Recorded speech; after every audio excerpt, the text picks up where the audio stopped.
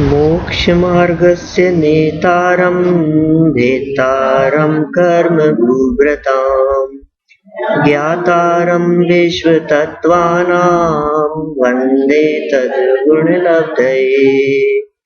त्रैकाल्यं द्रव्यषट्कं नवपदसहितं जीवषट्कायलेश्या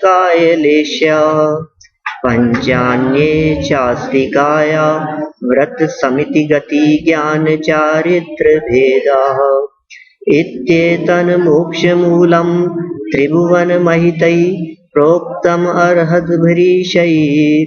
प्रत्येति श्रद्धाति स्पृशति च मतिमान् यः स वै शुद्धदृष्टिः। तत्वार्थ सूत्र नामक यह शास्त्र है और अपने आप में बहुत उत्कृष्ट ग्रंथ है। समग्र जैन परंपरा में यदि सर्वाधिक ख्याति किसी ग्रंथ को प्राप्त है, सबसे ज्यादा कोई प्रसिद्ध ग्रंथ है, तो उसका नाम है तत्वार्थ सूत्र। दिगंबर हो चाहे श्वेतांबर हो चाहे स्थानकवासी हो, किसी भी संप्रदाय से जुड़े लोग क्यों ना हो, यदि वे जैन हैं तो तत्वार्थ सूत्र से परिचित अवश्य होंगे या तत्वार्थ सूत्र का नाम उन्होंने अवश्य सुना होगा। उमा स्वामी आचार्य की ये रचना है और ऐसे क्या कारण रहे कि ये तत्वार्थ सूत्र सर्वाधिक प्रसिद्ध हो गया? कुछ तो कारण होगा ऐसा। उमा स्वामी आचार्य इतने महान आचार्य थे कि इतने प्रसिद्ध हो गए। उनकी प्रसिद्धि का कारण क्या था? क्या उन्होंने अनेक पंचकल्याणक कराए थे? कोई क्षेत्रों का निर्माण करवाया था? कैसे प्रसिद्ध हो गए? उनके नाम से तो कोई क्षेत्र भी नहीं दिखता हमारे को इस हिंदुस्तान में, दुनिया में कहीं भी।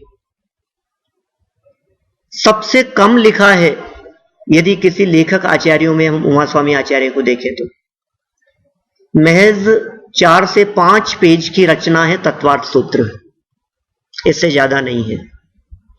जिस ग्रंथ की हम यहां चर्चा करने वाले हैं 357 सूत्र हैं जो 10 अध्यायों में विभक्त हैं, 10 अध्यायों में बटे हुए हैं। 357 सूत्र आप देखेंगे। हमारे पास जो ये पुस्तक है, इस पुस्तक में इन सूत्रों को यदि आप देखेंगे तो आप महसूस करेंगे कि अरे बस इतना सा 2 अध्याय आ गए हैं 2 पेज में, जो तो पेज बहुत छोटे हैं। 2-3 पेज के अंदर 2 अध्याय आ गए हैं। 10 अध्याय हैं और 10वें अध्याय के अंदर तो 9 सूत्र हैं। अब आप सोचिए कितना सा ग्रंथ है और इतनी प्रसिद्धि। कम से कम लिखकर सबसे ज्यादा प्रसिद्धि प्राप्त करने वाले यदि कोई आचार्य इस जैन परंपरा में हुए हैं तो उनका नाम है उमा स्वामी आचार्य। इनका दूसरा नाम उमा स्वाति भी मिलता है। उमा स्वामी और उमा स्वाति। हो सकता है उमा स्वाति इनका मूल नाम हो, लेकिन उमा स्वाति शब्द की जगह स्वामी शब्द अधिक उपयुक्त लगता है, तो स्वामी से पुकारते हो लोग इनको। तो उमा स्वाति कहें या उमा स्वामी कहें, दोनों में कोई फर्क नहीं है, ये एक ही आचार्य हैं। ठीक है ना।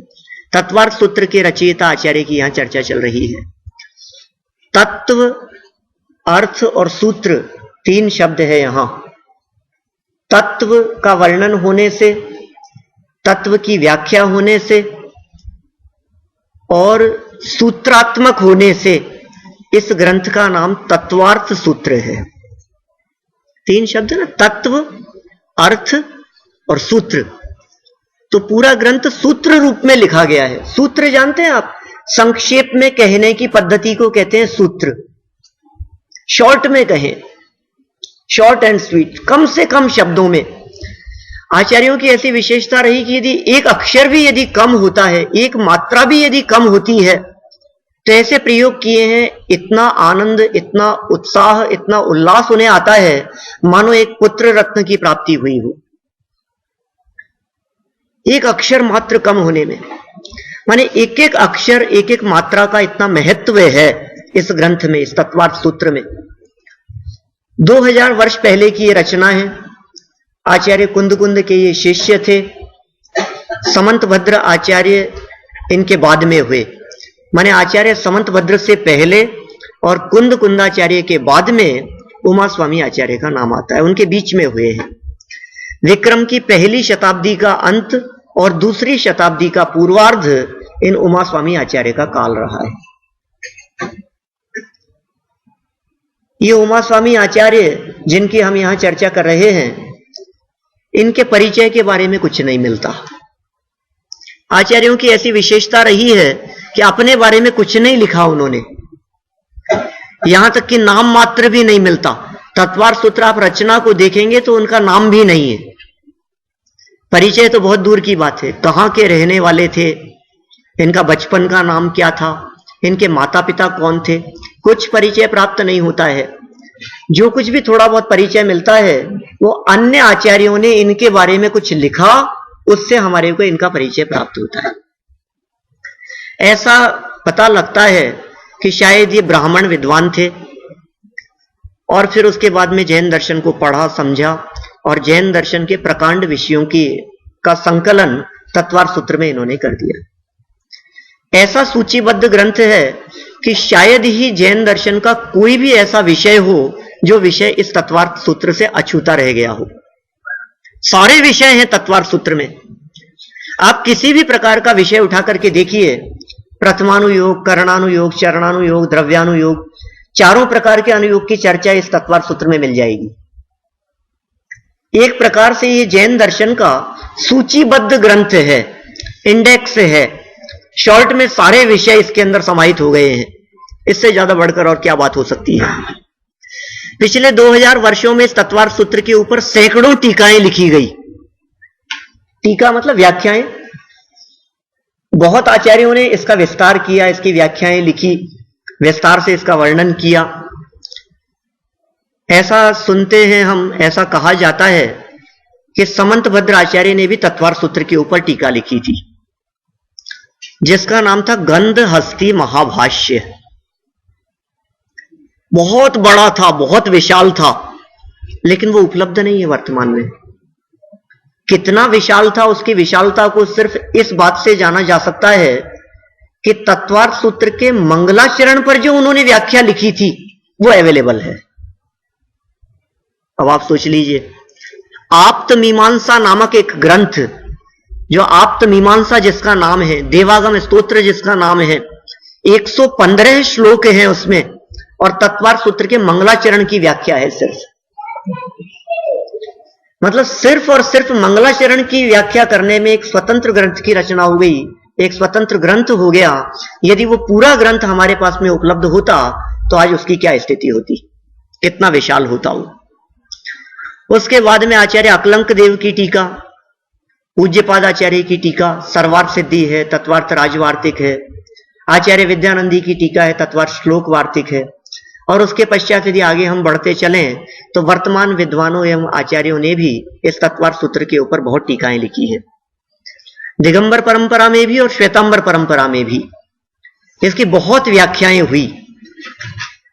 इसके मूल स्वरूप के संदर्भ में यदि विचार किया जाए तो थोड़ा बहुत अंतर दिगंबर और श्वेतांबर परंपरा में है।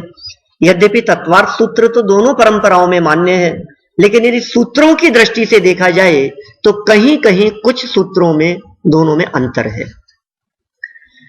न केवल दोनों में अंतर है, श्वेतांबर परंपरा में तत्वार्थ सूत्र एक परंपरा में अलग है तो दूसरी परंपरा में अलग है।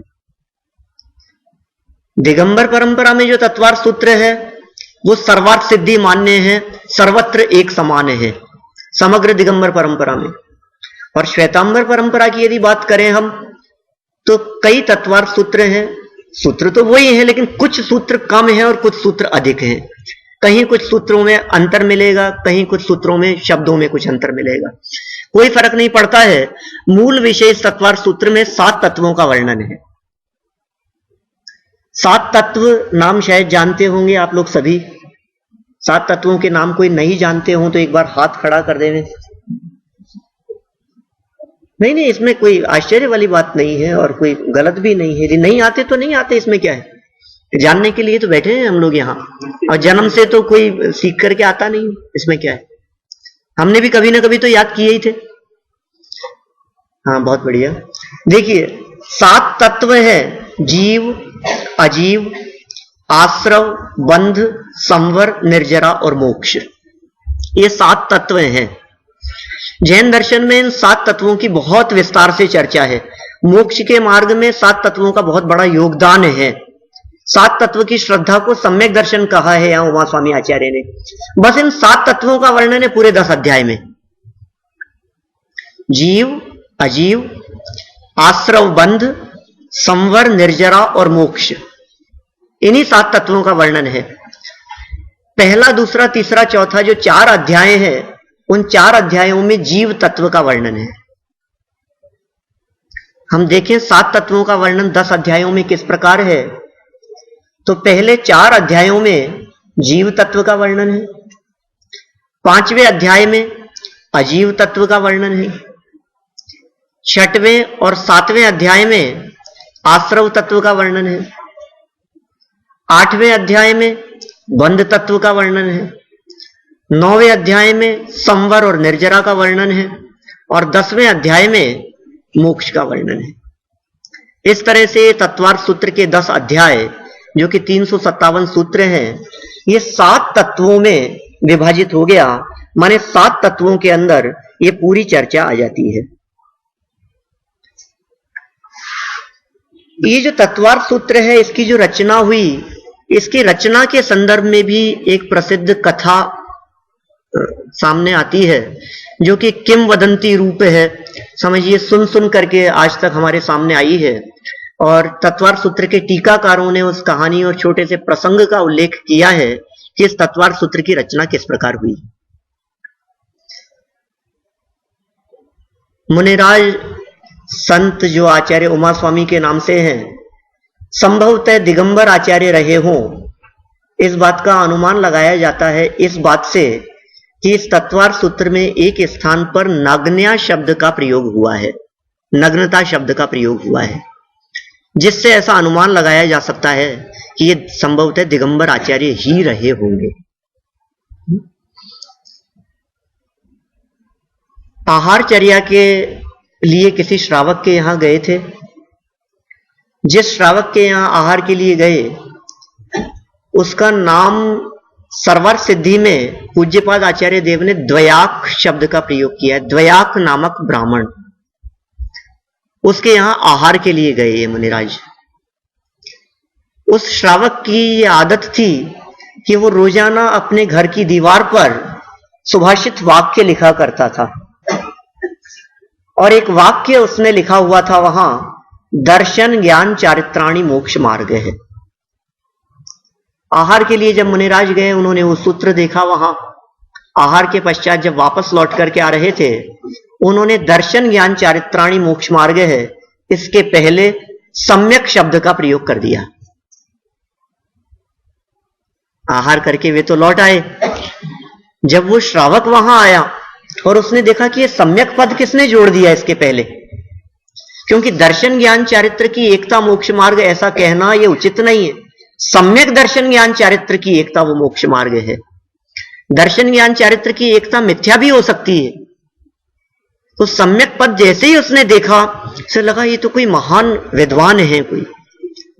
उसने पूछताछ की कि कौन आया था, किसने लिखा है, और पूछता हुआ उन मुनिराज के पास में पहुंच गया, चला गया और वहां जाकर के सम्यक दर्शन ज्ञान चारित्राणि मोक्ष मार्ग है, यहां से उसने शंका प्रारंभ की और एक एक प्रश्न वो आचार्य से पूछता गया और आचार्य उसका जवाब देते गए। सूत्रों की रचना होती चली गई।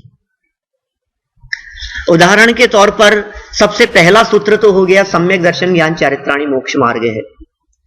फिर मुनिराज से पूछा कि मेरा सम्यक दर्शन क्या चीज है, तो उन्होंने कह दिया तत्वार्थ श्रद्धानम सम्यक दर्शन। ये सम्यक दर्शन होता कैसे, उत्पन्न कैसे होता है, तो जवाब दे दिया तन निसर्गाद अधिगमाद्वा। तीसरा सूत्र निसर्गज और अधिगमज होता है कि आपने अभी बतलाया तत्वार्थ श्रद्धानम, तो ये तत्व क्या होते हैं, तो चौथा सूत्र कह दिया जीवा जीवाश्रव बंध संवर निर्जरा मोक्षास तत्वम। ये 7 तत्वों के नाम बतला दिए उन्होंने। माने समझिए आप, ये तत्वार्थ सूत्र उन लोगों के लिए जिन लोगों ने 7 तत्वों के नाम पढ़े नहीं है और जिनको याद नहीं है, क्योंकि वो यहां चौथे सूत्र में कहेंगे। फिर प्रश्न किया कि कैसे जाने इनको, तो कहा नाम स्थापना द्रव्य भाव तस्तन्यास है। ये सब सूत्र हैं जो क्रम से यहां दिए हुए हैं। क्या और कोई जानने का उपाय कि हां प्रमाण नए अधिगम है, प्रमाण और नए से ज्ञान होता है। निर्देश स्वामित्व साधनाधिकरण स्थिति विधांत है कि और भी विस्तार से जाना जा सकता है कि हां सत संख्या क्षेत्र स्पर्शन कालांतर भावाल बहुतेश्च, कि जानेंगे कैसे कि मति श्रुतावधि मने पर ये केवलानी ज्ञानम, 5 ज्ञान है कि ज्ञान 5 है तो इनमें सच्चे कौन से हैं कि तत्प्रमाण है, सभी सच्चे हैं। माने इस तरह से एक एक प्रश्न, एक छोटा सा प्रश्न सामने रखा और उस प्रश्न के जवाब में सूत्र की रचना हो गई। इस तरह से प्रारंभ से लेकर अंत तक 10 अध्यायों में, माने ऐसा लगता है शायद कि 10 दिन में 10 अध्याय की रचना हुई हो। शिष्य रोजाना आचार्य के पास में जाता था, अपना प्रश्न करता था, आचार्य जो जवाब देते थे उसी जवाब से नया प्रश्न खड़ा हो जाता था, उसका जो जवाब देते थे फिर नया प्रश्न खड़ा हो जाता था, और इस तरह से पूरे तत्वार्थ सूत्र की रचना हो गई। इस तत्वार्थ सूत्र के मंगलाचरण से हम अपनी बात को यहां प्रारंभ करते हैं। बहुत प्रसिद्ध मंगलाचरण है और मंगलाचरण की भी अपने आप में एक बहुत बड़ी महिमा है, क्योंकि ये वो मंगलाचरण है जिस मंगलाचरण में भगवान जैसा बनने की भावना व्यक्त की गई है। ऐसा कह सकते हैं जैन परंपरा में यदि सर्वोत्कृष्ट मंगलाचरण का स्थान यदि किसी को दिया जा सकता है तो वो ये मंगलाचरण है, तत्वार्थ सूत्र का मंगलाचरण। क्या कहा है इसमें, सबको याद होना चाहिए, 2 पंक्तियां तो कम से कम, आगे का भले ही याद न होवे। मोक्ष मार्गस्य नेतारम भेतारम कर्म भूभृताम ज्ञातारम विश्व तत्वानाम वंदे तद्गुण लब्धये। कितनी सुंदर बात कह रहे हैं, देखिए आप। मोक्ष मार्गस्य, मोक्ष मार्ग के, पेज नंबर 2 पर है अपने पास में जो पुस्तकें हैं, इस पुस्तक में सभी के पास में पुस्तक अवेलेबल है। मोक्ष मार्गस्य, मोक्ष मार्ग के नेतारम, जो नेता हैं, मोक्ष मार्ग के नेता हैं। अच्छा, मोक्ष मार्ग के अंदर भी नेतागिरी चलती है? यहां भी कोई नेता होते हैं? यहां भी इलेक्शन होते हैं क्या? वोट डालते होंगे, कोई चुने जाते होंगे, ये कैसे नेता होते हैं? कि देखिए, दुनिया में नेता शब्द का प्रयोग उनके लिए किया जाता है जो बोलते हो, जिनकी बोलने की आदत हो, जो ज्यादा बोलते हो, कहीं भी खड़े हो और लोगों को अपनी बातों में एकत्रित किए रखते हो, वे नेता कहलाते हैं। लोग उनके लिए इन शब्दों का प्रयोग करते हैं, ये तो नेता है, जहां देखो वहां चालू हो जाएंगे, शुरू हो जाएंगे, नेतागिरी करते रहते हैं, मतलब बोलते रहते हैं, लोगों को कुछ ना कुछ समझाते रहते हैं, सिखाते रहते हैं, वही जगत में नेता कहलाते हैं। और वास्तव में जिस व्यक्ति में बोलने का गुण नहीं हो वो व्यक्ति नेता नहीं बन सकता। नेताओं का तो एक गुण है भाषण देना, जानते हैं सभी। सच्चाई कितनी भी हो लेकिन बातें करना, ये नेताओं का एक गुण है। तो मोक्ष मार्ग के जो नेता हैं, माने मोक्ष मार्ग को जो बताते हैं, मोक्ष मार्ग का जो वर्णन करते हैं, जिन्होंने मोक्ष मार्ग की चर्चा की है, जिन्होंने सारे जगत के जीवों को मोक्ष का मार्ग बतलाया है, वे हैं मोक्ष मार्ग के नेता, माने हितोपदेशी। भगवान के 3 गुण हैं हमारे परमात्मा के, जो सच्चे देव होते हैं, जो भगवान होते हैं हमारे, उन भगवान में 3 विशेषताएं होती है। एक वीतरागता, एक सर्वज्ञता और एक हितोपदेशी बना। माने जो वीतरागी होते हैं, जो सर्वज्ञ होते हैं और जो हितोपदेशी होते हैं, वे सच्चे देव होते हैं, वे परमात्मा होते हैं, वे भगवान होते हैं, वे पूज्य होते हैं। यहां कौन से गुण की चर्चा की है प्रथम चरण में? हितोपदेशी। देखिए, हितोपदेशी भी जो है ना, ये अपने आप में बहुत बड़ी विशेषता है। आज दुनिया में हितोपदेश के नाम पर पता नहीं क्या क्या चलता है, लेकिन वो हितोपदेश नहीं है। सच्चा हितकारी उपदेश क्या हो सकता है? मोक्ष मार्ग का उपदेश होगा, वही सच्चा हितकारी उपदेश होगा। बिजनेस बढ़ाने का उपदेश हितोपदेश नहीं हो सकता है। कोई मुनिराज, कोई तपस्वी, कोई साधु संत यदि किन्हीं श्रावकों को एकत्रित करके उनकी घर गृहस्थी में सुख शांति का उपाय बताते हो, तो हम कहते हैं ये हितोपदेश नहीं है, वो हितोपदेश नहीं हो सकता है। सबकी बात कर रहा हूं मैं, किसी व्यक्ति की बात नहीं है, किसी की निंदा आलोचना से कोई मतलब नहीं है अपने को। वस्तु स्वरूप क्या है? कोई यदि ये कहते हैं कि जाओ इस मंत्र का जाप करो, इससे तुम्हारा बिजनेस बढ़ेगा, तो वो हितोपदेश नहीं हो सकता है, भले ही वहां भीड़ बहुत आती हो, लोग बहुत इकट्ठे होते हो।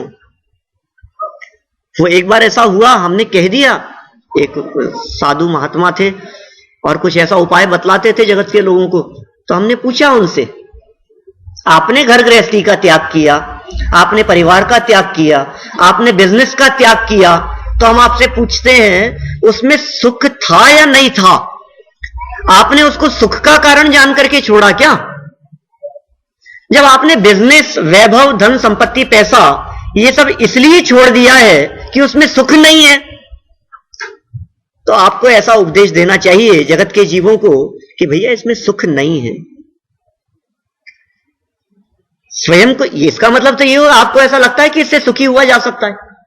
आप यदि किसी व्यक्ति को आशीर्वाद देते हो, जाओ तुम्हारे घर में सुख शांति रहेगी, तो इसका मतलब घर में भी सुख शांति रह सकती है, ये उपदेश दे रहे हो आप। आप यदि किसी व्यक्ति को आशीर्वाद दे रहे हैं कि जाओ तुम्हारा बिजनेस बहुत बढ़ेगा और बहुत मौज मस्ती से रहोगे, तो इसका मतलब बिजनेस बढ़ा करके भी, वैभव संपत्ति एकत्रित करके भी सुख शांति से रहा जा सकता है, यही उपदेश हुआ ना। लेकिन यह उपदेश हितोपदेश नहीं हो सकता। तो हितकारी उपदेश क्या होगा? वैराग्य का उपदेश हो, संयम का उपदेश हो, साधना का उपदेश हो, 7 तत्वों का उपदेश हो, सच्चे सुख की प्राप्ति के लिए दिया गया उपदेश, परमानेंट सुख की प्राप्ति के लिए दिया गया उपदेश, ऐसा उपदेश जिससे शाश्वत सुख की प्राप्ति हो, वो हितोपदेश हो सकता है। तो ये जो हमारे परमात्मा हैं, जिनके लिए हितोपदेशी शब्द का प्रयोग किया गया है, ये वास्तविक अर्थ में हितोपदेशी हैं, क्योंकि ये सच्चे सुख का मार्ग बतलाते हैं। यदि हम में से कोई ऐसे हों जिनको ऐसा लगता हो कि साहब हमारे पास में कॉल आया था, मैसेज आया था कि आपको सुख का मार्ग बतलाया जाएगा, और हम ऐसा सोच करके आए हैं कि शायद कुछ तो लौकिक अनुकूलताओं के लिए, या कैसे हमारा बिजनेस बढ़ सकता है, कैसे हमारे घर में शांति रह सकती है, हमारी तबीयत ठीक कैसे रह सकती है, ये कोई उपाय बतलाएंगे। देखिए, तबीयत ठीक का उपाय तो बतलाएंगे, लेकिन जिसको आप तबीयत समझते हैं उसकी चर्चा नहीं होगी। दुख दूर करने का उपाय तो बतलाएंगे, लेकिन दुख क्या है पहले यह समझना पड़ेगा, उपाय उसका होगा यहां। तो मोक्ष मार्ग से नेतारम, पहला विशेषण दिया कि साहब मोक्ष मार्ग के नेता तो बहुत हो सकते हैं, क्या भरोसा वो जो उपदेश दे रहे हैं वो सच्चा है या नहीं है। हर व्यक्ति ये बात कहता है कि मैं जो कह रहा हूं वो बात सच्ची है। कहने वाला व्यक्ति कौन है? तो इन्होंने कहा कि नहीं, भेतारम कर्म भूभ्रताम, मोक्ष मार्ग से नेतारम, भेतारम, भेतारम माने भेद दिया है, भेतारम माने नष्ट कर दिया है, कर्म भूभ्रताम, कर्म रूपी पर्वतों को जिसने, क्या कहा? मोक्ष मार्ग से नेतारम, जो मोक्ष मार्ग के नेता हैं, माने हितोपदेशी हैं। भेतारम कर्म भूभ्रताम, कर्म रूपी पर्वतों को भेदने वाले हैं, माने वीतरागी हैं, माने कर्म से रहित हैं, जिनके कर्म नष्ट हो गए हैं, उनकी यहां चर्चा है। दूसरी विशेषता कौन सी हो गई? वीतरागता। पहला था हितोपदेशीपना, दूसरी विशेषता यहां बतला रहे हैं वीतरागता। भेतारम कर्म भूभ्रताम कहकर के यहां वीतरागता की चर्चा की है। कर्म नहीं है जिनके, राग द्वेष नहीं है जिनके, राग द्वेष का जिनके अभाव हो गया है, वे गलत बात कैसे कहेंगे? जिनके पास में आने वालों से राग नहीं है और जो उनके भक्त नहीं है उनसे जो द्वेष नहीं करते हैं, ये उनकी चर्चा है। भक्तों का भला करते हो और जो भक्त नहीं है उनसे नाराज रहते हो, ऐसे व्यक्ति की यहां बात नहीं है। जो हमारी सेवा करते हो, हम उनसे प्रसन्न रहते हो, उसकी यहां चर्चा नहीं है। यहां चर्चा किसकी है? जो वीतरागी है। और तीसरा विशेषण कह दिया, भले ही वीतरागी हूं भाई, लेकिन नॉलेज भी है या नहीं उनको, जो समझा रहे हैं हमारे को। तो तीसरी बात कह दी ज्ञातारम, माने जानते हैं। ज्ञातारम माने जानने वाले हैं। विश्व तत्वानाम, संपूर्ण विश्व को जानने वाले हैं, संपूर्ण लोकालोक को जानने वाले हैं। लोकालोक जिनके ज्ञान में स्पष्ट झलकते हैं। ये तीसरी बात कही है सर्वज्ञता बतलाने के लिए। पहला चरण कहा हितोपदेशी के लिए, दूसरा चरण कहा वीतरागता के लिए, और तीसरा चरण कहा सर्वज्ञता के लिए। माने जो हितोपदेशी है, जो वीतरागी है और जो सर्वज्ञ हैं, संपूर्ण लोकालोक को जानने वाले हैं। वंदे उमा स्वामी आचार्य कहते हैं मैं उनको नमस्कार करता हूं। ये क्यों करते हो नमस्कार? लड्डू मिलेगा क्या? सेवा करेंगे तो मेवा मिलेगा, ऐसा कहते हैं ना। बुजुर्गों की सेवा करेंगे तो इनकी सेवा क्यों करते हो, इनको नमस्कार क्यों करते हो, इनको वंदन क्यों करते हो? कि वंदे तदगुण लब्धये, तदगुण लब्धये, इन गुणों की प्राप्ति के लिए मैं इनको नमस्कार करता हूं। लौकिक कोई स्वार्थ नहीं है, मुझे कुछ नहीं चाहिए। चलो भाई शुरू नहीं किया है, इसको करना था क्या कुछ, क्या हो गया देख लेना। वंदे तदगुण लब्धये, उन गुणों की प्राप्ति के लिए मैं नमस्कार करता हूं। क्या चाहिए आपको? कोई कहे कि आप मेरी शरण में क्यों आए हो, किस लिए आए हो आप यहां, क्या मिलेगा आपको? कहा कुछ नहीं चाहिए मेरे को। कुछ नहीं चाहिए लेकिन सब कुछ मांग लिया हो जैसा। मैं भगवान से क्या मांगे कि कुछ नहीं, कि तुम जैसा बनने के कारण। शांति पाठ में आती है ऐसी बहुत अच्छी पंक्ति है, उसमें इस तरह की चर्चा की है कि भगवान आपसे तो कुछ नहीं मांग रहा हूं मैं, तो क्या मांग रहा हूं मैं? कि बस जांचू यही, इतना सा मांग रहा हूं मैं आपसे कि आप जैसा बन जाऊं। गजब हो गया, हिम्मत तो देखो इसकी, क्या मांग रहा है। हमने तो सोचा था कोई व्यक्ति हमारे पास में आकर के कुछ मांगेगा तो क्या मांगेगा, किसी राजा के पास में जाकर के कोई व्यक्ति मांगेगा तो क्या मांगेगा? कुछ भी, धन मांग लेगा, पैसा मांग लेगा, मकान मांग लेगा, कपड़े लत्ते, जेवर, धन, स्वर्ण मुद्राएं, और क्या मांगेगा। लेकिन कोई व्यक्ति ऐसा राजा के सामने खड़ा हो, वो कहे कि मुझे तो आपकी राजगद्दी चाहिए। आप सोचिए जरा उस व्यक्ति की हिम्मत भी कितनी होगी। यहां उमा स्वामी आचार्य ये कह रहे हैं वंदे तदगुण लब्धये, कुछ नहीं चाहिए लेकिन आप जैसा बनना चाहता हूं मैं, आप जैसा बनने के लिए आपके चरणों की शरण में आया हूं। जैन दर्शन एकमात्र ऐसा दर्शन है दुनिया के समस्त दर्शनों में जो भक्त नहीं भगवान बनने की बात करता है। दुनिया के सारे धर्म दर्शन एक तरफ हैं और जैन दर्शन एक तरफ है। क्या फर्क है जैन दर्शन और दूसरे दर्शनों में? कुछ अंतर हो सकते हैं और भी अंतर हो सकते हैं, लेकिन सबसे बड़ा यदि कोई अंतर है तो वो अंतर क्या है कि यहां भक्त से भगवान बनने की बात कही गई है। हर व्यक्ति द्रव्य दृष्टि से परमात्मा है और पर्याय में परमात्मा बन सकता है अपने आप को जान करके। भगवान कोई अलग नहीं होते, जो पुरुषार्थ करते हैं वे भगवान बन सकते हैं। महावीर भगवान कोई अलग नहीं थे, आदिनाथ कोई अलग नहीं थे, हम जैसे ही तो थे। हमारी तरह उनका जन्म हुआ था, हमारी तरह उनका बचपन बीता था, खेलते कूदते थे, मौज मस्ती करते थे, घूमते फिरते थे। और पिछली पर्यायों को यदि हम देखें तो वो तो हमारे से भी गई बीती थी। महावीर भगवान की शेर की पर्याय देखें, नरक अवस्था देखें, और पुरुर्वा भील की पर्याय, जिन पर्यायों का वर्णन शास्त्रों में आता है उस पर दृष्टि देवें तो आज हम तो उससे बहुत अच्छे हैं। कौन जानता था भील की पर्याय में कि भगवान बनेंगे? मारीची की पर्याय में जिस समय थे, ऋषभ देव के पोते जिस समय थे, उस समय भी कुछ लोगों को इस बात का ज्ञान था कि ये भविष्य में 24वें तीर्थंकर होंगे। दिव्य ध्वनि में आई थी ये बात। फिर बाद में किसको याद, किसको पता कि कौन भगवान बनने वाला है? न मालूम कितनी बार नरक में चले गए, न मालूम कितने ही भाव उनके निगोद अवस्था में बीते हैं। माने हमसे भी खराब अवस्था थी। जब ऐसे जीव भी परमात्मा बन सकते हैं तो हम क्यों नहीं परमात्मा बन सकते हैं? बस यही बात उमा स्वामी आचार्य ने कह दी यहां, वंदे तदगुण लब्धये, तुम जैसा बनने के कारण शरण तुम्हारी आया। नाथ तुम्हारी पूजा में सब स्वाहा करने आया, तुम जैसा बनने के कारण शरण तुम्हारी आया। एकमात्र यही उद्देश्य है। तो तीन बातें हो गई यहां, वीतरागता, सर्वज्ञता और हितोपदेशी पना। ठीक है, चलें अपन आगे। देखिए कम समय में ज्यादा काम निपटाना है अपने को।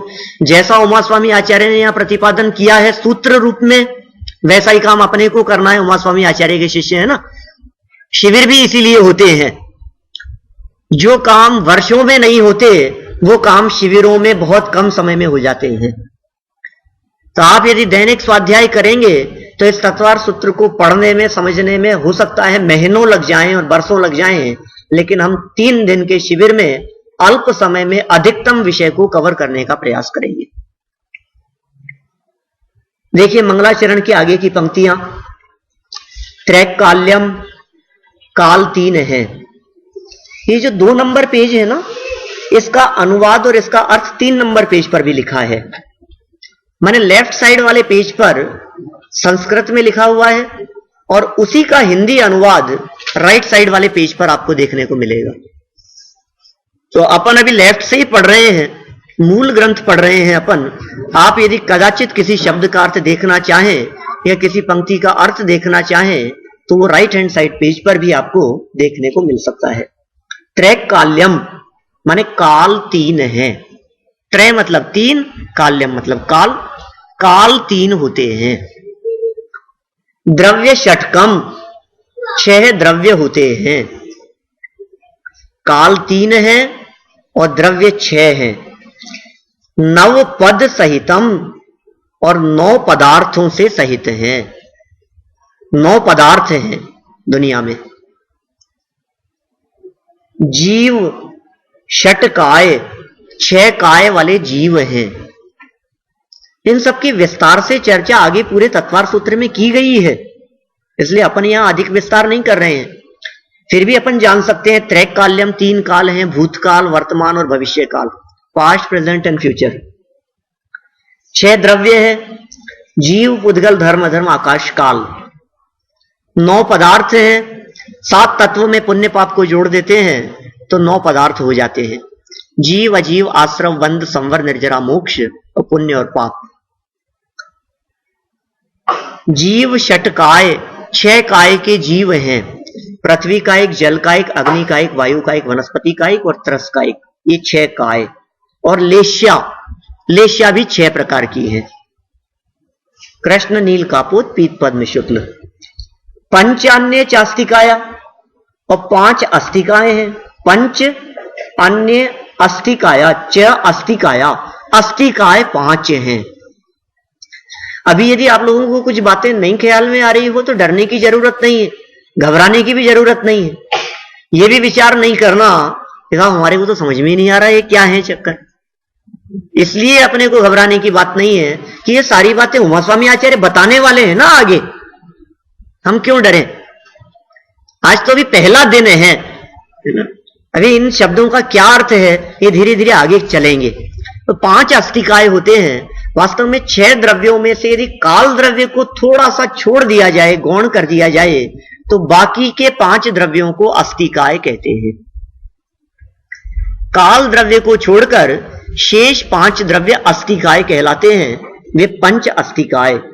फिर व्रत, समिति, गति, ज्ञान, चारित्र इत्यादि भेद, ऐसे बहुत सारे भेद हैं। ये सब क्या है? इत्येतन मोक्ष मूलम, ये सब मोक्ष के मूल हैं। माने मोक्ष मार्ग की चर्चा होगी तो सारे विषय आएंगे। व्रतों की चर्चा होगी, गति की चर्चा होगी, चारित्र की चर्चा होगी, ज्ञान की चर्चा होगी, समिति, गुप्ति आदि की चर्चा होगी, लेश्या वगैरह की चर्चा होगी, द्रव्य, तत्व, पदार्थ, ये सब मोक्ष मार्ग के प्रकरण हैं। ये सब बहुत सारे विषय हैं। ये सब मोक्ष मूलम, मोक्ष के मूल हैं। त्रिभुवन महितई, 3 लोक में जो महान है, 3 लोक में जो पूज्य है। प्रोक्तम, कहा गया है। प्रोक्तम अरहद विरीशई, प्रोक्तम कहा गया है अरहद विरीशई, अरहंतों के माध्यम से। माने जो अरहंत परमात्मा 3 लोक में पूज्य हैं उनके माध्यम से ये सब वर्णन किया गया है। कोई व्यक्ति कहे कि किसने बतलाया साहब, ये किसने कही है ये बात के तत्व 7 होते हैं? ज्यादा भी हो सकते हैं, कम भी हो सकते हैं। द्रव्य 6 होते हैं, ये बात किसने कही है? हम कह रहे हैं, हम नहीं कह रहे हैं। प्रोक्तम अरहत भरीश, यह अरहंत परमात्मा के माध्यम से कहा गया है। अरहंत परमात्मा जिन्होंने 4 घातीय कर्मों का अभाव कर दिया है, ज्ञानावरणी दर्शनावरणी मोहनी अंतराय जिनके जीवन में नहीं है, ऐसे अरहंत परमात्मा का कहा गया। प्रत्येति श्रद्धाति, जो इसकी श्रद्धा करता है, स्पृशति जो अनुभव करता है, च स्पृशति च और जो अनुभव करता है, माने ये जो विषय कहे गए हैं, जो इन विषयों की श्रद्धा करता है, जो इन विषयों पर का अनुभव करता है, च मतिमान, वो मतिमान है, बुद्धिमान है, और वही शुद्ध दृष्टि और वही निश्चय से सम्यक दृष्टि। इन सब विषयों की श्रद्धा करने वाला ही जगत में सम्यक दृष्टि है, शुद्ध दृष्टि है। ये तो बात हुई मंगलाचरण के संदर्भ में। अब हम बात करते हैं पहले अध्याय का पहला सूत्र। क्या कह रहे हैं देखिए उमा स्वामी आचार्य। वास्तव में मंगलाचरण उमा स्वामी आचार्य ने लिखा था कि नहीं लिखा था, इस बात के भी कुछ प्रमाण मिलते नहीं हैं, ठीक है ना, कि बाद में जोड़ दिया गया है। यदि आप तत्वार सूत्र कहीं देखेंगे उठा करके, तो हो सकता है आपको इसमें प्रारंभ की 2 पंक्तियां मंगलाचरण के रूप में मिले, बाकी की ना मिले, यह भी संभव है। सिर्फ मोक्ष मार्ग से नेतारम भेतारम कर्म भूभृताम ज्ञातारम विश्व तत्वानाम वंदे तद्गुण लब्धे, इतना मात्र भी मंगलाचरण मिलता है, और कहीं तो इतना भी नहीं मिलता है ना। देखिए आप, सम्यक दर्शन ज्ञान चारित्राणी मोक्ष मार्ग है, ये सबसे पहला सूत्र है कि मोक्ष का मार्ग क्या है। मोक्ष का मार्ग, मोक्ष की चर्चा क्यों करें, ऐसा भी सोच सकते हैं हम कि मोक्ष की चर्चा क्यों की गई है, मोक्ष की इतनी चर्चा शास्त्रों में क्यों आती है, क्यों मिलती है। मोक्ष माने मुक्ति, मुक्ति माने स्वाधीनता, स्वतंत्रता, और स्वतंत्रता माने पूर्ण सुख। स्वाधीनता में जो सुख है वो पराधीनता में नहीं है। पराधीनता में तो सपने में भी सुख नहीं है। प्रसिद्ध पंक्ति है ना, पराधीन स्वप्ने हूं सुख नाही। पराधीनता में तो स्वप्न में भी सुख नहीं है। तो यहां स्वाधीनता की चर्चा है, यहां तो मुक्ति की बात कर रहे हैं कि किस बात की पराधीनता नहीं है। ऐसा हम भी स्वाधीन है, आप यहां मुक्ति की चर्चा कर रहे हो ना, हम भी तो स्वाधीन है। जहां मन होता है वहां जाते हैं, जब तक बैठना होता है तब तक बैठते हैं, जो खाना होता है वो खाते हैं, जहां घूमना होता है घूमते हैं। हम भी तो स्वाधीन है, हम भी तो मुक्त हैं। आप और कौन सी मुक्ति की बात कर रहे हो कि नहीं नहीं, आप जिसे मुक्त समझ रहे हैं वो मुक्त अवस्था नहीं है, आप पराधीन हैं, परतंत्र हैं। आप पराधीनता दिखाई देती है आपकी लाइफ में। हो सकता है समाज की पराधीनता हो सकता है बिजनेस में औरों की पराधीनता हो सकता है घर में पत्नी पुत्र की पराधीनता हो सकता है बच्चों की पराधीनता हो सकता है माता पिता की पराधीनता हो, और कदाचित ये पराधीनता भी आपको नहीं दिखती हो तो हम कहते हैं शरीर की पराधीनता है। देह की पराधीनता तो है ही ना, क्या करें, कमर दर्द करती है, उठा नहीं जाता है, ये पराधीनता तो है ही, परतंत्र है ना। शरीर से परेशान है, घुटनों में दर्द से परेशान है, भूख लगती है, सोना पड़ता है, आराम करना पड़ता है, थकान हो जाती है। ये जो परतंत्रता और पराधीनता है ये भी कर्मकृत है। यहां कह रहे हैं कि ये पराधीनता भी जहां नहीं है, सर्व प्रकार की पराधीनता जहां मिट गई हो, जहां भूख का काम नहीं है, जहां प्यास का काम नहीं है, खांसी और जुकाम नहीं है। बच्चों को कविता पढ़ाते हैं, याद कराते हैं, बालबोध पाठमाला भाग 1 में मेरा धाम कविता। मुक्ति धाम, मुक्तिपुरी है मेरा धाम, मिलता जहां पूर्ण विश्राम। आपके घर में पूर्ण विश्राम नहीं मिलता है। लोग पूछते हैं पंडित जी आराम हुआ कि नहीं हुआ, विश्राम मिला कि नहीं मिला। ये मुक्तिपुरी में ही जाकर के विश्राम मिलेगा। संसार में कहां आराम है, संसार में जिसे आराम लगता हो उसकी चर्चा यहां नहीं है, उसके लिए ये चर्चा नहीं है। संसार से जिसे थकान लगी हो उसके लिए ये चर्चा है। घर में रहते हुए जिसे जंजाल लगता हो उसके लिए ये चर्चा है। जिसे कहीं सुख नहीं मिला हो उसे कहते हैं आओ अपने में आ जाओ और मुक्ति की प्राप्ति कर लो। जो जीव अपने में समा जाते हैं उन्हें मुक्ति की प्राप्ति हो जाती है। तो मोक्ष की चर्चा माने सच्चे सुख की चर्चा है, पूर्ण सुख की चर्चा है। मोक्ष माने पूर्ण अतीन्द्रिय आनंद, सर्वाधिक सुखी, टेम्परेरी आनंद नहीं, परमानेंट आनंद। हमें भी बहुत सुख मिलता है, हमें भी बहुत आनंद मिलता है। बहुत विषय हो सकते हैं हमारी लाइफ में जिनमें हमारे को ऐसा लगता है कि बहुत सुखी हो गए हैं हम, लेकिन यहां परमानेंट सुख की बात कर रहे हैं। आप जानते हैं सुख किसे कहते हैं, सुख की क्या व्याख्या है? आप सुख को किस रूप में परिभाषित कर सकते हैं अपने शब्दों में? कौन जवाब देगा? और कुछ? एंड ना हो, और जन्म जरा मरण ना हो, ठीक है। और कुछ भी आप जनरल बात कह सकते हैं। मैं शास्त्र की बात नहीं पूछ रहा हूं आप लोगों से, क्योंकि आप ये कह सकते हैं कि साहब पहली बार तो आए, प्रश्न पूछना शुरू कर दिया आपने। जिसके पीछे दुख नहीं है, जिसके पीछे दुख नहीं है, बहुत बढ़िया। और कोई? सब अपनी अपनी, देखिए परिभाषा अपनी अपनी तरफ से हो सकती है। किसी भी विषय को किस तरह से एक्सप्लेन किया जाए। हम क्या समझते हैं सुख के बारे में? सुख क्या चीज है? जहां तक मैं समझता हूं, सुख एक ऐसी अवस्था है, एक ऐसी चीज है जिस चीज को ये छोड़ना नहीं चाहता, जहां से जीव हटना नहीं चाहता, जहां से जीव बदलना नहीं चाहता, उसका नाम सुख है। यदि इसको हम सुख कहेंगे, जो चीज ये हमेशा चाहता है, जिसको बदलना नहीं चाहता है, जिसको छोड़ना नहीं चाहता है, जहां से हटना नहीं चाहता है, यदि इस बात को सुख की परिभाषा में लागू करेंगे तो आप देखेंगे दुनिया में जहां जहां हमारे को सुख लगता है वो वास्तव में सुख नहीं है। एसी अच्छा लगता है कि नहीं? गर्मी में अच्छा लगता है, और फिर थोड़ा सा ज्यादा कूलिंग हो जाए तो हम क्या कहते हैं? ये नहीं नहीं, या तो बंद कर दो या टेम्परेचर बढ़ा दो थोड़ा सा। हम क्या, किन शब्दों का मतलब? इसका मतलब हम उसको बदलना चाह रहे हैं, हमारे को वो चीज बर्दाश्त नहीं हो रही है। भोजन में यदि मजा आता हो तो हम कहते हैं कि बस जिस चीज में आनंद आ रहा है ना, उस चीज को छोड़ना मत। यदि आप उस चीज को छोड़ने की बात कर रहे हैं, इसका मतलब वहां आनंद नहीं। जिस चीज को आप बदलने की बात कर रहे हैं, इसका मतलब वहां सुख नहीं। आराम करने में सुख मिलता है कि नहीं? कि हां, अभी यहां से जाएंगे तो चैन की नींद सोएंगे। काम करते हैं, थक जाते हैं, तो आराम करने में मजा आता है ना, अच्छा लगता है ना हमारे। हम यही कह रहे हैं कि जहां आपको अच्छा लगता है, जहां आपको सुख लगता है, लेकिन आप बदलना चाहते हैं कि नहीं? क्या आप आराम ही करते रहना चाहते हैं, या आपको ऐसा लगता है कि बस अब बहुत हो गया, अब तो उठना चाहिए?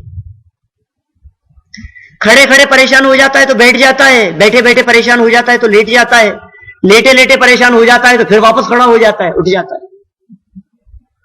जगता हुआ परेशान होता है तो सो जाता है, और सोते हुए परेशान होता है तो जग जाता है। खाते खाते परेशान होता है तो खाना बंद कर देता है। कभी मीठा खाना अच्छा लगता है तो कभी मीठा खाते खाते अच्छा नहीं लगता तो नमकीन खाने लगता है। इसका मतलब बदलना चाह रहा है। जो चीज बदल रहे हैं इसका मतलब सुख नहीं है।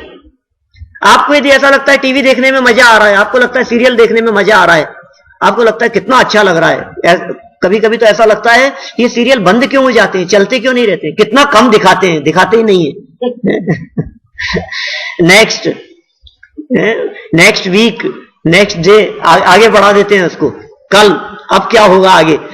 मैंने कितना सा, यदि पूरे को अपन देखें तो ऐसा लगता है 2-4 मिनट भी उसके अंदर सार नहीं है। स्टोरी जो है उसकी वो तो 2 मिनट की भी नहीं है, और जिसको इतना उन्होंने आधे घंटे का नाम दे दिया और बीच में ऐड देकर के वो था तो 20 मिनट का ही। तो अपने को ऐसा लगता है शायद इसमें तो सुख होगा, लेकिन वास्तव में उसमें भी यदि सुख है तो आप कंटिन्यू कितना देर देख सकते हैं? फ्लाइट में टाइम पास नहीं होता, आप मूवी देखना शुरू करें, कितनी देखेंगे? एक बार देख लिया आपने एक पिक्चर, फिर कंटिन्यू दूसरी, तीसरी, 3 शो के बाद में चौथा शो। क्या कर रहे हैं पंडित जी, ऐसा कोई होता है क्या? थकान महसूस होती है, हम बदलना चाहते हैं। लेकिन यहां हम जिस मुक्ति की बात कर रहे हैं, ये ऐसा स्थान है, ये ऐसा मोक्ष है जो एक बार प्राप्त हो जाने के बाद में अनंत काल के लिए अव्यवस्था नहीं बदलेंगे, अनंत काल के लिए अपने स्वभाव से बाहर नहीं निकलेंगे। उसका नाम है मोक्ष। कुछ नहीं बदलना। आंतरिक सुख, अतीन्द्रिय सुख इस प्रकार का होता है जिस सुख को ये जीव छोड़ना नहीं चाहता, जिसमें लीन हो जाना चाहता है, सदा सदा के लिए लीन हो जाना चाहता है। दुनिया का कोई आनंद ऐसा नहीं है, कोई सुख ऐसा नहीं है जो सुख ये परमानेंट चाहता हो, बनाए रखना चाहता हो, बदलना नहीं चाहता हो। हम तो ये कह रहे हैं आसन का बदलना हम जिस सिचुएशन में बैठे हैं, जिस तरह से कमर भी यदि पीछे करते हैं, तो इसका मतलब यह है कि पहले जिस पोजीशन में आप बैठे हुए थे उस पोजीशन में सुख नहीं था। हाथ यदि आपने ऐसे रख लिए हैं, इसका मतलब ऐसे बैठे बैठे यदि सुख नहीं है तो पीछे हो गए, पीछे बैठे बैठे यदि सुख नहीं है तो आगे हो गए हैं। कभी झुक जाते हैं, कभी पैर ऊपर कर लेते हैं। माने ये सारी अवस्थाओं का बदलना इस बात को सूचित करता है कि सुख नहीं है। यहां जिस मोक्ष की चर्चा कर रहे हैं उस मोक्ष में परमानेंट सुख है, क्योंकि आज तक कोई व्यक्ति मोक्ष जाने के बाद में लौट करके नहीं आया। तो साहब जिस सुख की आप बात कर रहे हैं, इस सुख का मार्ग क्या है ये तो बतलाओ। कौन सा रास्ता इस सुख की तरफ जाता है, किधर होकर के जाएंगे? वाया, आप यहां से वापस इंडिया जाएंगे तो वाया किस साइड से निकलेंगे? लंदन होकर के निकलेंगे। तो मोक्ष कौन सी साइड से जाता है? कौन सा रूट पकड़ना पड़ेगा हमारे को जहां हमारे को ट्रैफिक ना मिले मोक्ष जाने के लिए? तो कहा ये मोक्ष का मार्ग ऐसा मार्ग है जहां ट्रैफिक होता ही नहीं है। ये वन वे है, यहां से सिर्फ जाते हैं लोग, तो वापसी की तरफ से तो कोई आता ही नहीं है। तो एक्सीडेंट, दुर्घटना की तो संभावना है ही नहीं। जो जहां बैठे होते हैं वहीं से स्ट्रेट सिद्धालय में जाते हैं, तो बगल वाला भी यदि कोई सिद्धालय में जाएगा तो आपस में टकराने का सवाल नहीं है, क्योंकि सीधे ही उनकी गति होती है, तो दुर्घटना की संभावना नहीं है। रास्ता क्या है इसका मोक्ष का? कहीं बाहर में रास्ता नहीं है, इस मोक्ष का रास्ता अंदर में है, जिसके लिए उमा स्वामी आचार्य ने पहला सूत्र दिया है, सम्यक दर्शन ज्ञान चारित्राणी मोक्ष मार्ग है। पहला सूत्र है ये, पुस्तक में देख सकते हैं आप। सूत्र यदि आप याद करते रहें तो भी बहुत अच्छा है। तत्वार सूत्र के संदर्भ में इतनी महिमा कही है, कुछ महिमा बताने वाले आचार्यों ने प्रथमानुयोग की शैली में कि ये तत्वार सूत्र का पाठ करने से एक उपवास करने का फल मिलता है। प्रथमानुयोग की शैली है, स्थूल कथन है।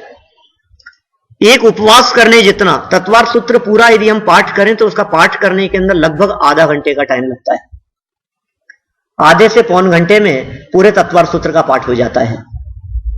इतनी महिमा इसकी कही गई है तत्वार सूत्र की। शुद्ध उच्चारण होना चाहिए, क्योंकि संपूर्ण जिनागम इसमें समाहित हो गया है। समग्र जैन शासन के समग्र सिद्धांत, चाहे आचरण की चर्चा हो, चाहे व्यवहार की चर्चा हो, चाहे सैद्धांतिक चर्चाएं हो, चाहे द्रव्यानुयोग की सूक्ष्म बातें हो, वे सब इसमें समाहित हो गई है।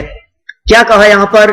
दर्शन ज्ञान चारित्राणी, सम्यक दर्शन ज्ञान चारित्राणी, माने सम्यक दर्शन, सम्यक ज्ञान और सम्यक चारित्र, ये तीनों मोक्ष मार्ग है।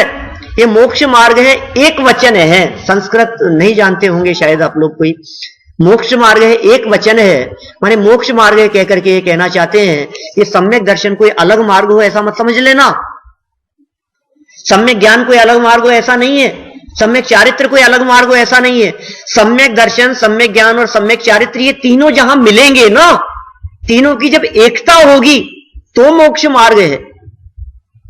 अकेले सम्यक दर्शन से मुक्ति की प्राप्ति नहीं होगी, अकेले सम्यक चारित्र से मुक्ति की प्राप्ति नहीं होगी, और कोई व्यक्ति ये कहे कि सम्यक ज्ञान से मोक्ष हो जाएगा तो ऐसा भी नहीं है।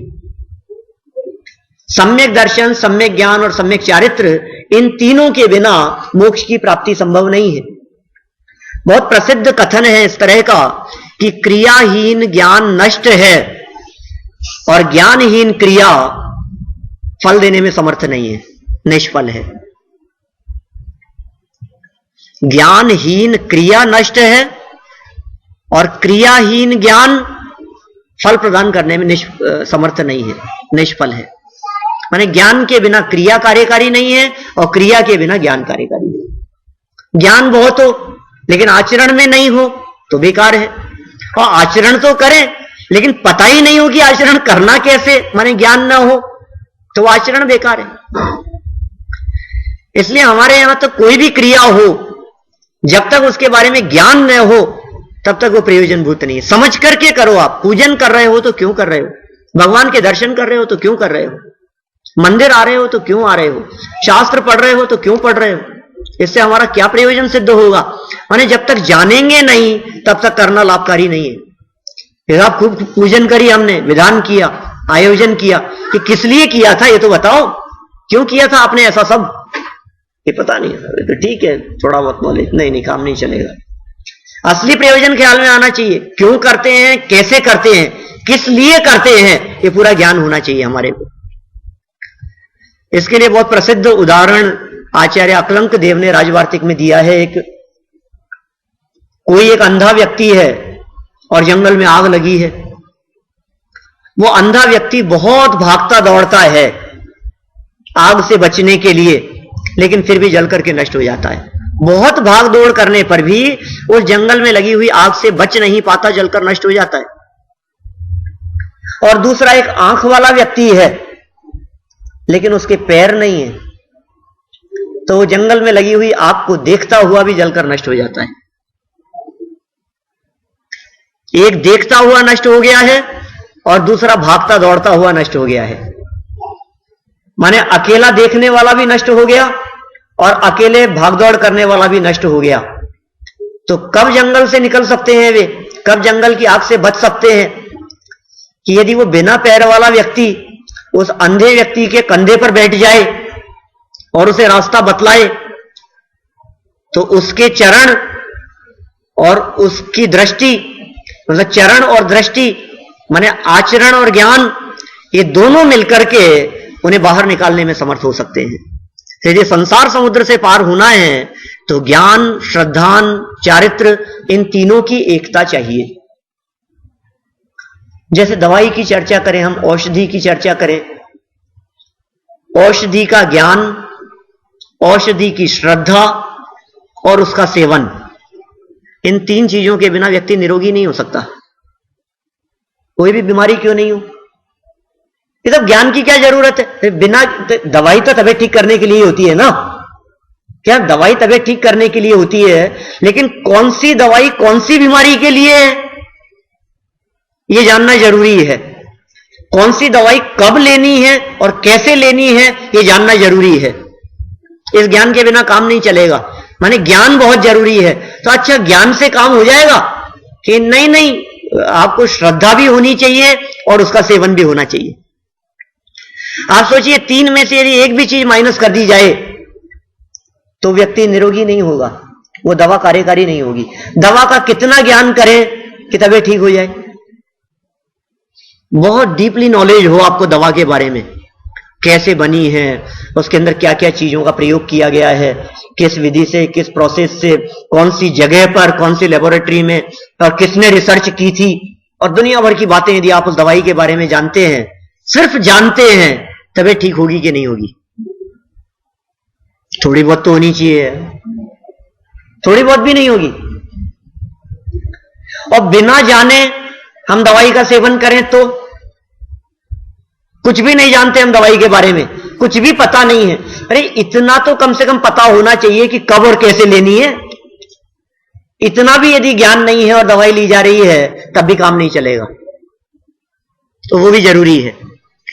तो इसी प्रकार यहां बात कर रहे हैं दर्शन, ज्ञान और चारित्र के संदर्भ में। इनके पहले सम्यक शब्द का प्रयोग कर दिया, माने सम्यक दर्शन, सम्यक ज्ञान और सम्यक चारित्र, ये तीनों मिलकर के मोक्ष मार्ग है। ठीक है, अब देखिए आप सूत्र फटाफट आगे बढ़ते हैं अपन। ये साहब, ये जो सम्यक दर्शन, ज्ञान, चारित्र को मोक्ष मार्ग कहा है, इसमें सम्यक दर्शन क्या है ये बताओ हमारे को। तो उमा स्वामी आचार्य ने दूसरा सूत्र लिखा। देखिए दूसरा सूत्र क्या है, तत्वार्थ श्रद्धानम सम्यक दर्शनम।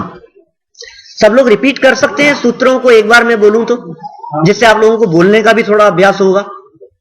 तत्वार्थ श्रद्धानम सम्यक दर्शनम, ऐसे नहीं, मैं बोलता हूं फिर रिपीट कीजिएगा। तत्वार्थ श्रद्धानम सम्यक दर्शनम। अभी भी आवाज बहुत कम है, शायद सब लोग नहीं बोल रहे हैं। भोजन करके आए कि नहीं आप लोग? देखिए, तत्वार्थ श्रद्धानम सम्यक दर्शनम, बहुत बढ़िया।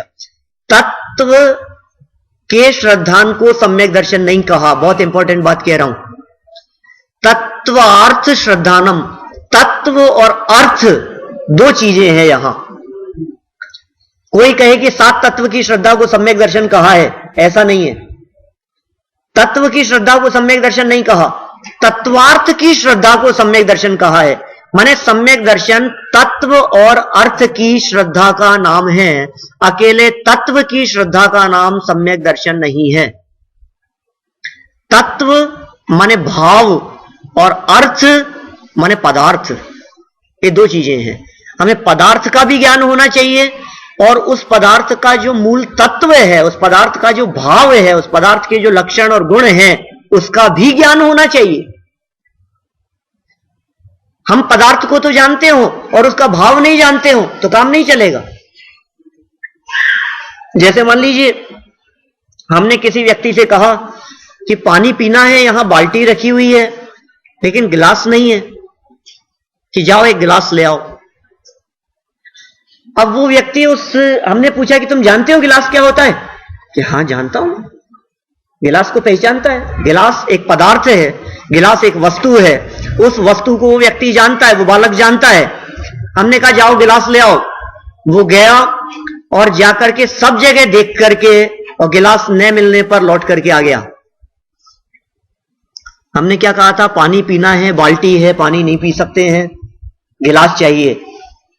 गिलास शब्द को तो वो जान रहा है, गिलास नामक पदार्थ को वो जान रहा है, लेकिन गिलास का भाव नहीं जान रहा है। समझ में आ रही है बात? तो वो लाने में समर्थ नहीं हो सका। गिलास का मतलब क्या है? गिलास का अर्थ वो सिर्फ एक आकार मात्र नहीं, उस पदार्थ को भी जाने। और गिलास का अर्थ है जल धारण करने की शक्ति, एक जिसमें जल लिया जा सके, जिसके माध्यम से जल पिया जा सके, वैसा पदार्थ चाहिए हमारे को। तो कोई व्यक्ति जो उसका भाव भी जानता होगा ना, तो गिलास न मिलने पर लोटा ले आएगा, जग ले आएगा, कोई और दूसरा पात्र ले आएगा, क्योंकि वो गिलास का भाव समझ रहा है क्या चीज चाहिए। अकेला पदार्थ जानेगा और भाव नहीं जानेगा तो काम नहीं कर सकेगा।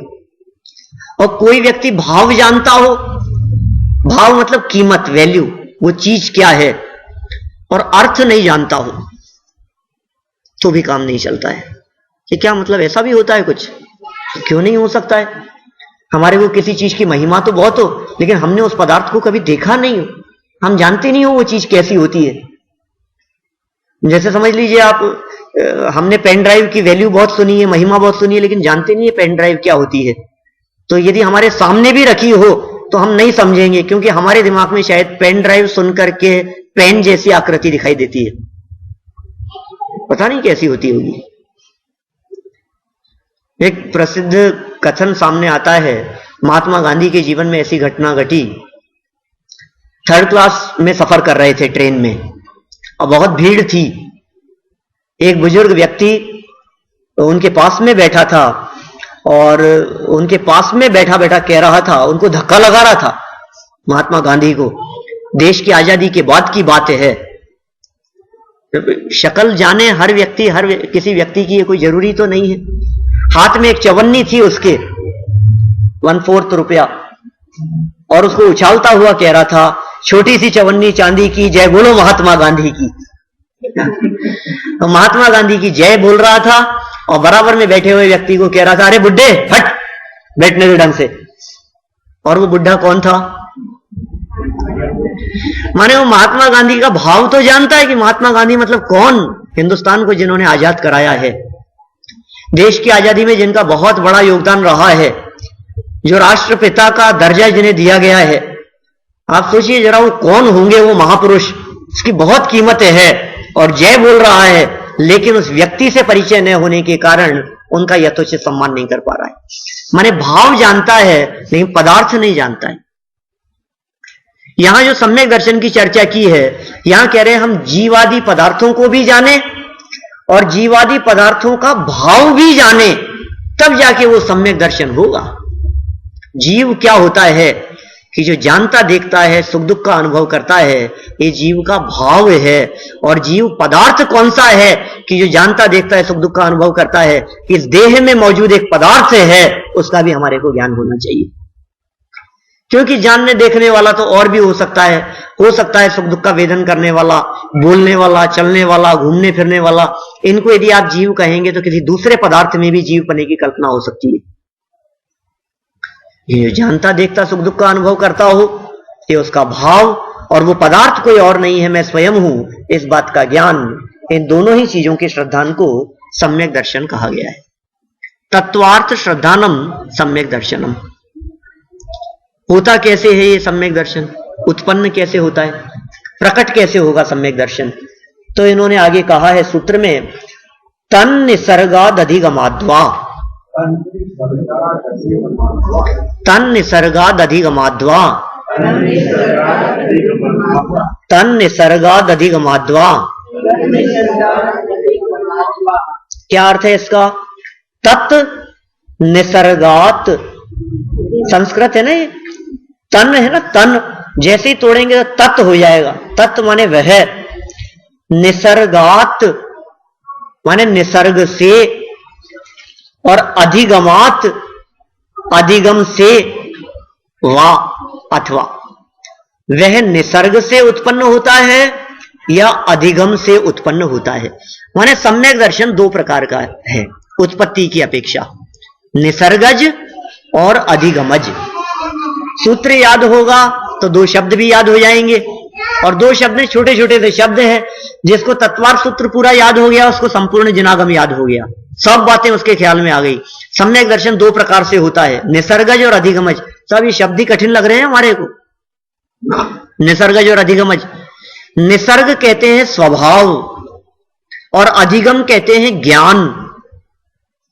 तो जो स्वभाव से होता है उसे निसर्गज कहते हैं, और जो उपदेश से होता है, परोपदेश से होता है, उसे अधिगमज कहते हैं। आप लोगों की बुक्स के पीछे नोट करने के लिए कुछ पेज ब्लैंक दिए गए हैं। आप लोग जिन बातों को नोट करना चाहते हैं अपनी पुस्तक में पीछे उन पेजों के ऊपर नोट कर सकते हैं। और ये बुक आपकी निजी है, तो आप चाहें तो यहां सूत्र के सामने भी उन बातों को लिख सकते हैं। तो निसर्गज, तत् निसर्गज और अधिगमज, ये दो प्रकार से सम्यक दर्शन की उत्पत्ति हुई, निसर्ग से और अधिगम से।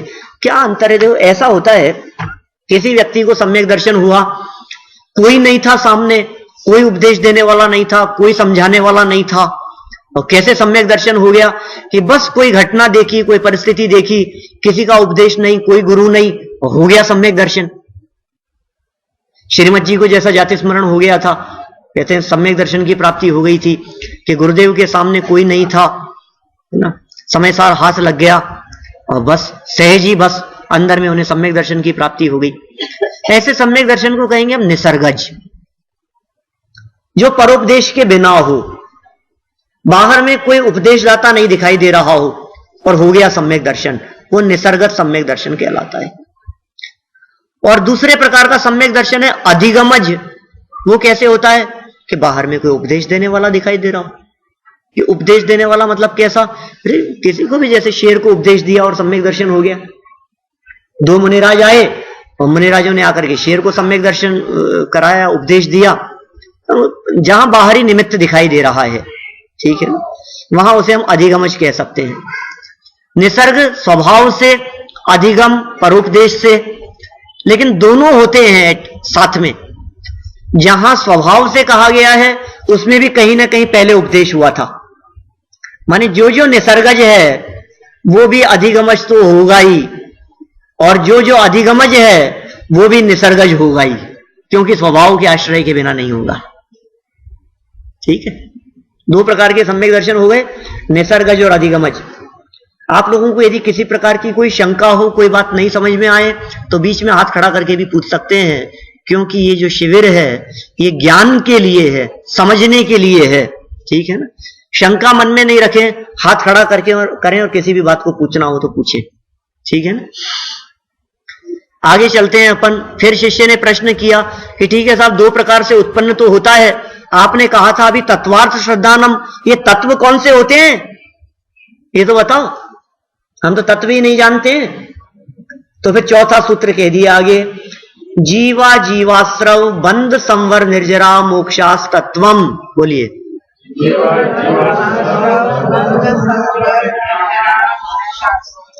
जीवा जीवाश्रव बंध संवर निर्जरा मोक्षास तत्वम। जीवा जीवाश्रव बंध संवर निर्जरा मोक्षास तत्वम। अब पूरा एक साथ बोलता हूं।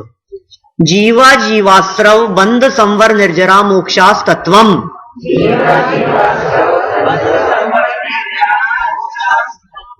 बहुत सरल अर्थ है इस सूत्र का। जीव, अजीव, फिर आश्रव। जो जीवाश्रव दिया है ना, उसमें से आ निकल जाएगा, जीव अलग हो जाएगा और आश्रव शब्द निकलेगा। आश्रव, फिर बंध दिया ही है, संवर दिया है, निर्जरा, मोक्षाह, मोक्ष, तत्वम, ये सब तत्व हैं। ठीक है, 7 तत्वों के नाम हो गए। इन 7 तत्वों को कैसे जाने हम? तो कहा नाम स्थापना द्रव्य भाव तस्तन्यास है। नाम स्थापना द्रव्य भाव तस्तन्यास है।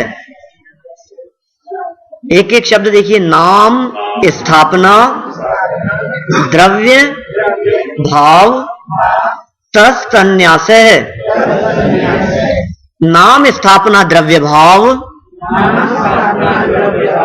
तस्तन्यास है। नाम स्थापना द्रव्य भाव तस्तन्यास है।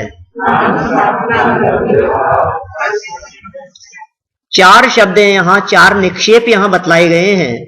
माने पदार्थों को हम 4 प्रकार से जाने। कैसे? नाम से, स्थापना से, द्रव्य से और भाव से।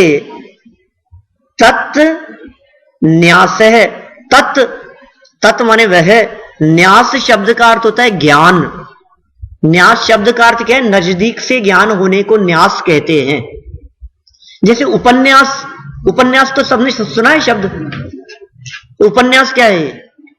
उप माने नजदीक से, उपन्यास नजदीक से, गहराई से जिसमें ज्ञान कराया गया हो उसका नाम है उपन्यास। किसी घटना को लेकर के, किसी बात को लेकर के जिसमें पूरा वर्णन किया गया हो 200-300 पेज में, बहुत गहराई से उसका सस्पेंस रख करके, अलग अलग तरह के जो भी हो, वो क्या कहलाएगा? उपन्यास। गहराई से ज्ञान करना। तो 4 बातों से ज्ञान करना है हमारे को। नाम, 4 निक्षेप है ये। सबसे पहला है नाम निक्षेप। नाम निक्षेप क्या चीज है? किसी का भी कुछ भी नाम रख देना, वो नाम निक्षेप है। किसी भी व्यक्ति का बिना जाति गुण धर्म आदि की अपेक्षा किए नाम मात्र रख देना, वो नाम निक्षेप कहलाता है ना। 2-4 मिनट में खत्म करता हूं मैं अपना विषय ना, लगभग अपना समय हो रहा है। 2-3 सूत्र और मैं यहां लूंगा, बस जिनके संदर्भ में थोड़ा सा परिचय आपको कराऊंगा। 7वें सूत्र तक हम बात करेंगे, मुश्किल से 5 मिनट मैक्सिमम, है ना। नाम माने शब्द जानना। किसी का भी कोई भी नाम, जैसे मेरा नाम संजीव, कोई मतलब नहीं है, जीवत्व पने से कोई मतलब नहीं है इस शरीर में। इस शरीर अलग है और जीव अलग है। किसी का नाम महावीर, जैसे अनंत भाई, तो अनंत थोड़ी ना, एक ही तो है, नाम है अनंत। तो किसी का भी कुछ भी नाम होवे, बस समझ ली किसी का नाम आदिनाथ होता है, किसी का नाम महावीर होगा, किसी का नाम बलवीर होगा, किसी का नाम भगवान होगा। तो क्या वो भगवान थोड़ी ना हो गए हैं? तो नाम मतलब बिना गुण धर्म आदि के, जो उनके परिचय के लिए, जो उनको पहचानने के लिए एक शब्द दे दिया गया है, वो है नाम। स्थापना, स्थापना क्या चीज है? किसी भी दूसरी वस्तु में किसी अन्य वस्तु को स्थापित कर देना पहचान के लिए, वो स्थापना कहलाती है। ये स्थापना 2 प्रकार की हो सकती है, या तो आकार में होगी या किसी बिना आकार वाली वस्तु में होगी। वो स्थापना 2 प्रकार की है। उसे तदाकार स्थापना और अतदाकार स्थापना, इस तरह से 2 प्रकार का कहा गया है। ठीक है। शतरंज की गोटियों में स्थापना कर देते हैं अपन। मान लीजिए हाथी है, तो हाथी की आकृति तो नहीं है, लेकिन फिर भी हाथी कहते हैं हम उसको। या मान लीजिए वो घोड़े की आकृति है ना, हॉर्स शेप में वो बना हुआ है, वो खो गया है मान लीजिए, उसकी जगह हमने कोई एक लकड़ी की कोई दूसरी कांटी रख दी, कोई चौक रख दिया, कोई रबड़ रख दिया, और हमने क्या स्थापना कर दी कि इसको घोड़ा समझना है। वो स्थापना है। द्रव्य क्या कहलाता है? उसको भूत और भविष्य के रूप में देखना, वो द्रव्य कहलाता है। किसी भी व्यक्ति को हम उसके पास्ट के आधार पर कहें या उसके फ्यूचर के आधार पर कहें, ये कहलाएगा द्रव्य, और वर्तमान के आधार पर कहें वो कहलाएगा भाव। तो चार प्रकार से वस्तु को देखा जा सकता है। जानने का उपाय क्या है? तो कहा प्रमाण नये अधिगम है। प्रमाण और नय, इनसे अधिगम माने ज्ञान होता है। प्रमाण नये अधिगम है, बोलिए सूत्र। प्रमाण नये अधिगम है। प्रमाण से और नय से अधिगम माने ज्ञान होता है। इन दोनों से बात को जाना जाता है। अब प्रमाण और नय का क्या स्वरूप है, तो प्रमाण की चर्चा भी आगे करने वाले हैं और नय की चर्चा इसी अध्याय के अंतिम सूत्र में करने वाले हैं। कि साहब और भी कोई उपाय है जानने के? कि हां, निर्देश स्वामित्व साधनाधिकरण स्थिति विधानत है। निर्देश स्वामित्व साधनाधिकरण स्थिति विधानत है। बहुत सरल सूत्र है। निर्देश स्वामित्व साधनाधिकरण स्थिति विधानत है।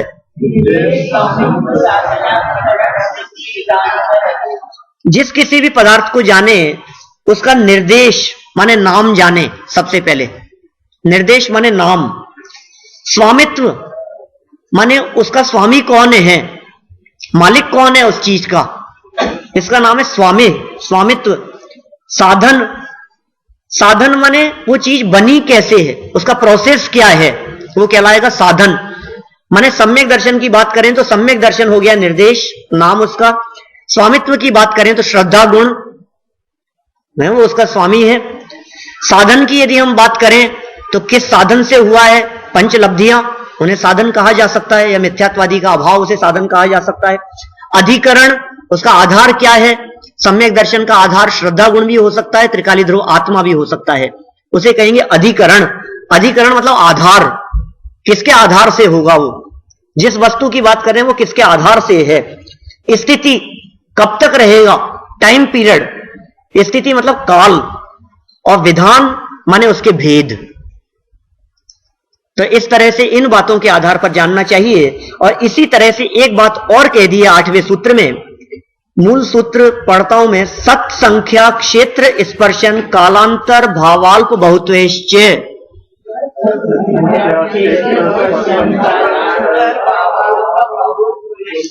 सत संख्या क्षेत्र स्पर्शन कालांतर भावाल्प बहुत्वेश्च। देखिए, सत मतलब उसकी सत्ता, वस्तु की मौजूदगी की बात जहां हो वो है सत। संख्या माने कितनी है, वो संख्या है। क्षेत्र, वो पदार्थ कहां है, उस जगह की बात करें वो क्षेत्र है। स्पर्शन, कहां से कहां तक वो टच कर सकता है, वो पदार्थ कहां से कहां तक उसका गमन हो सकता है, ये कहलाएगा क्षेत्र स्पर्शन। काल, काल क्या कहलाएगा, टाइम पीरियड, वो कहलाएगा काल। अंतर क्या कहलाएगा, उसके काल में गैप पड़ जाना, जैसे सम्यक दर्शन छूट करके दोबारा कब हो, वो अंतर। उपशम सम्यक तो दोबारा कब हो सकता है, एक बार उपशम सम्यक तो छूटने के बाद में मिनिमम असंख्यात वर्ष लगेंगे, उसके पहले नहीं हो सकता, ये कहलाएगा अंतर।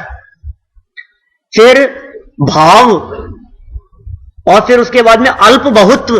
अल्प बहुत्व का मतलब तुलनात्मक, किसकी संख्या कम है, किसकी संख्या ज्यादा है, किसका क्षेत्र कम ज्यादा है, परस्पर में जो तुलना की गई, ये कहलाएगा अल्प बहुत्व।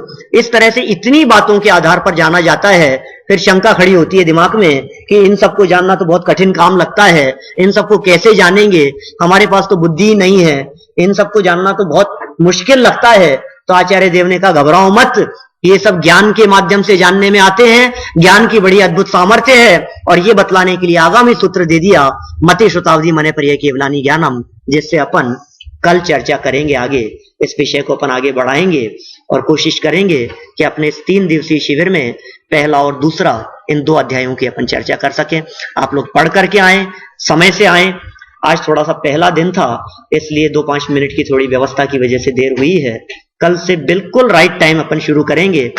एक बात और ध्यान रखें, यदि 5-7 मिनट और 10 मिनट की भी देरी हुई तो शायद कुछ सूत्रों के निकल जाने से आगामी सूत्रों का अर्थ समझना थोड़ा सा हो सकता है कठिन हो, इसलिए हम लोग 5 मिनट पहले आने का ही प्रयास करें।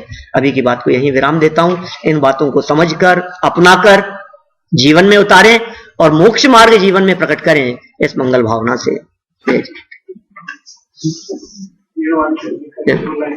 हाँ।